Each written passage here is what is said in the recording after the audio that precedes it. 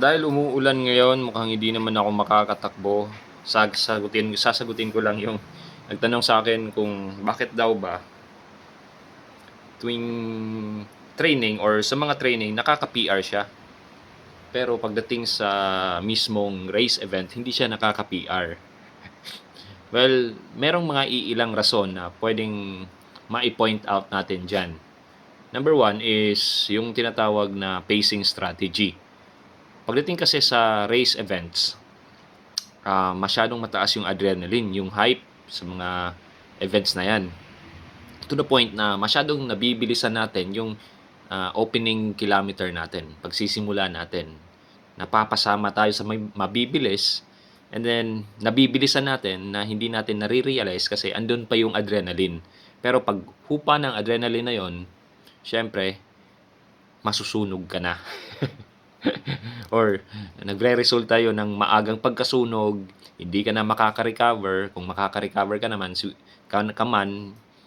late na or talagang hindi ka na makaka-recover, yung pace na nasa isip mo na makakaya mo to maintain, for example, a 5-kilometer race or a 10-kilometer race, hindi mo na magagawa. So, yun yung una, pacing strategy, nadala ka sa hype. Pangalawa, sa mga race events, hindi natin controlled yan. May mga lugar, may mga ruta na talagang mahirap. May mga hazard, may mga traffic, may mga tao, may paahon.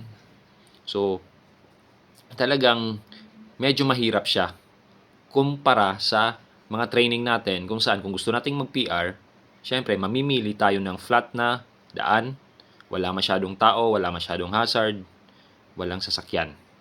So, natural na mas optimize yung training mo sa pag-PR kaysa dun sa actual race. Now, pangatlo is maring yung taper mo, yung 7 to 14 days na dapat sana is nag-reduce ka ng mileage and at the same time intensity, hindi mo nagawa ng wasto.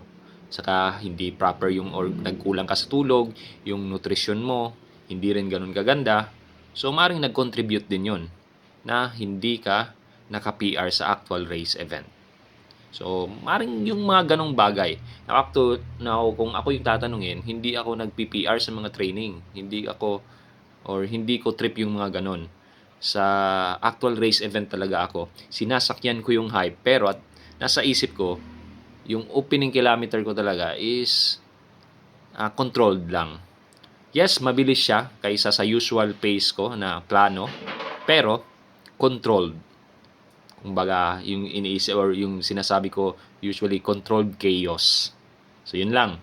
I hope nakatulong itong video na to.